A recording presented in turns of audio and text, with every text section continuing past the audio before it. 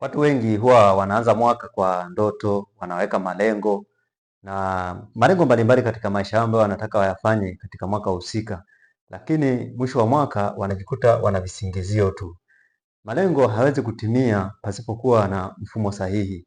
Leo utaenda kujipatia njia tatu ambazo zitakusaidia kutimiza malengo yako. Watu hawakosi malengo, watu wanakosa nidhamu. Kila mtu huwa anakuwa ana malengo. Kila mtu huwa ana uwezo wa kuweka malengo kwamba ninataka kutimiza hili mwaka huu, ninataka kufanya mazoezi, nataka kuweka akiba, nataka kuanzisha biashara, nataka kuacha tabia fulani mbaya, nataka kufanya kitu fulani, nataka kujenga tabia fulani nzuri. Watu huwa hawakosi malengo, bali watu huwa wanakosa mfumo sahihi wa kuhakikisha kwamba hayo malengo yanatimia. Watu wengi huwa wanahamasishwa na motisha. Motisha huja na kuondoka, mifumo hudumu. Motisha huja na kuondoka, lakini mifumo huwa inadumu. Motisha ni nini? Ndio maana mwisho wa mwaka Disemba, watu huwa wanahamasishwa sana kwamba weka malengo, weka malengo. Mwaka mpya ukiingia uanze na malengo mapya. Na kweli watu wanaweka malengo, lakini inapofika mwaka husika, mwanzoni huwa wanaweza kuanza kuyafanyia kazi yale malengo yao. Kama ni kuweka akiba, mtu anaanza kidogo kidogo. Kama ni mazoezi, mwaka mpya Januari, mtu anaanza kidogo kidogo. Kama ni kitu chochote ambacho mtu anataka kuifanya mbele, alikiwekea malengo katika mwaka husika, huwa mtu anakianza. Lakini ni kitu gani ambacho huwa kinamfanya aanze? Ni motisha, hamasa. Hamasa anapokuwa na watu wengi, yupo kwenye kikundi cha kufanya mazoezi, anahamasika kufanya mazoezi. Lakini anapokuwa peke yake, anaahirisha. Anakiahirisha, anajikuta inafika katikati ya mwaka tayari ameshasahau kila kitu. Kwa hiyo motisha huja na kuondoka, lakini mifumo hudumu. Ukweli mgumu, bila mifumo nidhamu haitajengeka. Kwa nini tunataka kujenga nidhamu? Nidhamu ni kufanya kitu ulichopanga bila kuacha, bila kuangalia kwamba unajisikia au hujisikii. Nidhamu ni kufanya kitu kama ulivyopanga kwamba utatekeleza, bila kujali hali ya mazingira, bila kujali hisia. Huwezi kusema sijisikii kufanya mazoezi. Huwezi kusema sijisikii kuweka akiba. Huwezi kusema sijisikii kuanzisha biashara. Huwezi kusema sijisikii kufanya kitu fulani.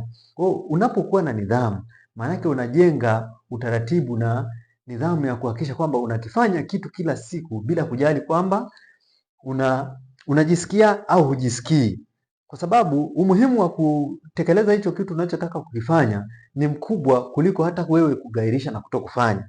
Kwa hiyo bila mifumo nidhamu haitajengeka. Njia tatu ambazo zinaweza zikakusaidia kutimiza malengo yako katika mwaka 2026. Katika mwaka 2026. Njia tatu ambazo zinaweza zikakusaidia. Njia ya kwanza ni visibility system. Mfumo wa kuonekana. Malengo yako lazima yaonekane. Malengo lazima yaonekane. Malengo hayataki tu kuwa kichwani. Malengo yatakuwa yaonekane. Kwanza uyatoe kichwani, uyalete kwenye maandishi. Uyalete kwenye maandishi kama ni kwenye notebook yako, lakini lazima uyaone, uyaandike. Na malengo hayatakiwi kuwa ya ujumla. Huwezi kusema tu nataka tu kuweka akiba. Unatakiwa useme malengo yako yawe wazi. Unataka kuweka akiba ya kiasi gani mwaka 2026? Labda nataka 2026 mwishoni niwe na 365,000. 365,000 tutaipataje hii 365,000? Katika mwaka 2026 kuna siku ngapi? Ziko labda 365. 365 ukigawanya kwa siku 365, maana yake unajikuta kwamba unaweka shilingi 1,000 kila mwezi, kila siku. Unaweka shilingi 1,000 kila siku. Unapokuwa unaweka shilingi 1,000 kila siku, maana yake umerahisisha, na huo unakuwa ni mfumo ambao unakuwa unachukua hatua kila siku, lakini lengo wewe kupata 366 au 65. Kwa hiyo malengo lazima yawe wazi. Lengo lionekane kila siku. Lengo lazima lionekane kila siku. Kila siku lazima uchukue hatua moja kuelekea kwenye lengo lako. Kitu kingine katika visibility system, soma asubuhi kwa dakika 2. Asubuhi lazima uyapitie malengo yako. Asubuhi lazima uyapitie na kuyakagua. Kwa angalau kwa dakika 2 tu zitakusaidia wewe kuyaweka kichwani kila siku. Usipofanya hivyo, manake hautakuwa ni mfumo tena. Mfumo ni kitu ambacho kinafanyika kila siku kwa kujirudia. Manake hautaongozwa na hisia, utaongozwa na mfumo kwa ajili ya kutekeleza lile lengo ambalo unalitaka. Njia ya pili ni micro execution system. Micro execution system. Hii ni mfumo mdogo wa utekelezaji kila siku. Mfumo mdogo wa utekelezaji kila siku. Kwa namna gani? Gawa lengo kubwa kuwa hatua ndogo. Gawa lengo kubwa kuwa hatua ndogo. Ona lengo kubwa, ligawe katika hatua ndogo ili uangalie namna gani unakuwa unalifanyia kazi kila siku. Unataka kupunguza uzito. Hakikisha kwamba nataka kupunguza uzito mwaka mzima. Lazima uweke hatua za kila siku, kwamba kila siku nitafanya mazoezi nusu saa. Kila siku nitafanya mazoezi dakika 15. Kila siku nitafanya mazoezi saa moja. Unapokuwa unagawa lile lengo kubwa katika vipande vidogo vidogo, inakuwa ni rahisi kulitimiza kuliko kukaa na lengo kubwa la ujumla. Lazima ukae na lengo ambalo kila siku unakuwa unachukua hatua kuelekea katika lengo lako. Hatua 3 hadi 5 kwa wiki. Manake wiki nzima lazima katika hilo lengo lako ambalo unachukua, angalau kwa wiki uchukue mara 3 mpaka mara 5. Kama ni uwanjani kufanya mazoezi, hakikisha unaenda mara 3 hadi mara 5. Kama ni kutekeleza kitu fulani, hakikisha unaenda mara 3 mpaka mara 5. Hicho kitu manake kwa wiki ukikosa siku 2 au ukikosa siku 3 sio mbaya kuliko kutofanya kabisa. Baadaye tunachotaka ni kwamba ujengeke, uwe mfumo, iwe tabia yako. Tabia huwa inajengwa pale unapokuwa unafanya vitu kidogo kidogo na sio kufanya kitu kimoja kwa ukubwa. Fanya vitu kidogo kidogo kwa muda mrefu. Njia ya 3 ni accountability system. Accountability system ni mfumo wa kujiwajibisha. Ni mfumo wa uwajibishaji. Namna gani? Chagua mtu wa kufuatilia. Mweke mtu au tafuta mtu ambaye anakuwa anakufuatilia katika lengo lako. Peke yako ni ngumu sana kulitekeleza lengo lako. Unaweza ukalitekeleza, lakini ukifika muda utakata tamaa au utachoka. Lakini kama kuna mtu mwingine ambaye anajua kwamba wewe mwenyewe unajua kabisa huyu mtu ananifuatilia na ananiuliza kwamba leo umefanya kitu fulani, leo umefanya kitu fulani katika kuhakikisha kwamba unatimiza lengo lako, yule ambaye unamweka kwa ajili ya kukufuatilia anakupa nguvu ya kukuwezesha ili wewe uweze kutimiza lengo lako. Ripoti kila wiki. Kila wiki hakikisha kwamba unaripoti kile unachokifanya katika kutimiza malengo yako kwa huyo mtu. Huyo mtu ambaye umemweka lazima uwe unatoa ripoti kila wiki kwamba wiki hii nimefanikiwa kufanya mazoezi siku ya kwanza, ya pili, ya tatu au ya 4. Katika siku hizi nimefanya mazoezi 1, 2, 3. Unapofanya vile, maana unahakikisha kwamba kuna mtu ambaye unawajibika kwake. Maana huyu mtu ana uwezo wa kukusaidia kufanya vingine ambavyo usingeweza kuvifanya peke yako. Lakini ukijua kwamba kuna mtu ananifuatilia, huwezi ukaacha kufanya. Tumia tiki katika yale ambayo umepanga kuyafanya.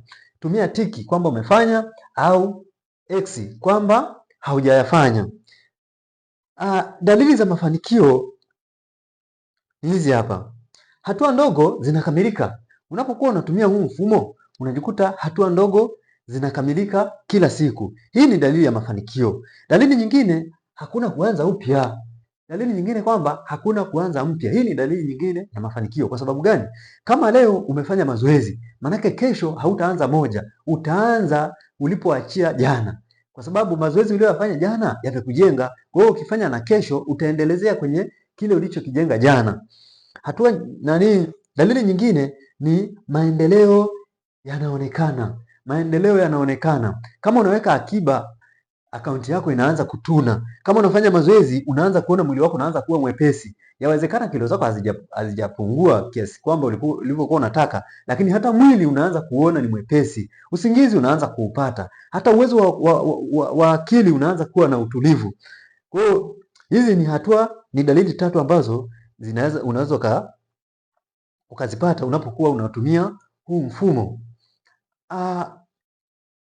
Tuangalie uamuzi wa kufanya. Andika lengo kwenye notebook yako. Lengo lazima uliandike kwenye notebook yako. Lengo lazima uliandike kwenye notebook yako. Hatua 3 za wiki hii. Unapoandika kwenye notebook yako lazima uandike hatua 3 za wiki hii, au hatua 4 za wiki hii, au hatua 5 za wiki hii. Kwa zile hatua ulivyokuwa unazifanya huku, hizi hatua 3 mpaka 5 za wiki ulivyoziandika huku, kwa wiki ikifika unaandika zile hatua, siku ambazo hatua ulizozichukua katika kila lengo, kama lengo la kufanya mazoezi, lengo la kuboresha afya, lengo la kuboresha akili yako kwa kusoma vitabu na kusoma semina na nini. Unaandika kitu gani umekifanya, kitu gani umejifunza, na kitu gani ambacho umekipata katika hizo hatua. Kwa hiyo lazima uandike hatua 3 za wiki za wiki hii, yani wiki moja lazima uandike hatua. Kwa hiyo na wiki ya pili leo kutakuwa na hatua 3. Wiki ya 4 ya 3 kutakuwa na hatua 3. Kwa maana yake mpaka mwezi mzima unajikuta una hatua 12. Lakini ulikuwa unafanya hatua 3 kila wiki. Kitu kingine katika uamuzi ambao unatakiwa ufanye, chagua mtu wa kukufuatilia. Kama tulivyosema huku kwenye mfumo wa uwajibishaji, lazima kuwe na mtu ambao umchague. Sio kila mtu anakuwa tayari kukusaidia wewe kutimiza malengo yako. Tafuta mtu ambaye ana uwezo wa kukusaidia wewe kutimiza malengo yako. Inakuwa ni vizuri kwa sababu atakuwa anakuhamasisha na atakuwa anakusaidia kufanya vile ambao wewe ungevigairisha kwa hisia, lakini kwa sababu mtu anakufuatilia huwezi kuacha kufanya. Matokeo yake ni nini? Nidhamu inakuwa mfumo. Hii nidhamu ambayo unakuwa unaifanya kila siku, baadaye inageuka kuwa mfumo. Unapofanya, nidhamu inageuka kuwa mfumo. Lakini usipofanya, malengo yanabaki kwenye karatasi. Usipofanya haya kwa mwendelezo kama tulivyopanga hapa, hatua ya kwanza, njia ya 3 na uamuzi ambao utakuwa unachukua, vitu vyote hivi, mifumo yote hii ambayo usipoiweka kwenye vitendo, maana yake malengo yako yanabaki kwenye karatasi. Na malengo yanapobaki kwenye karatasi, ndio hiyo mwisho wa mwaka unajikuta badala ya kuwa na malengo ambayo yametimia, unakuwa na visingizio vilivyojaa.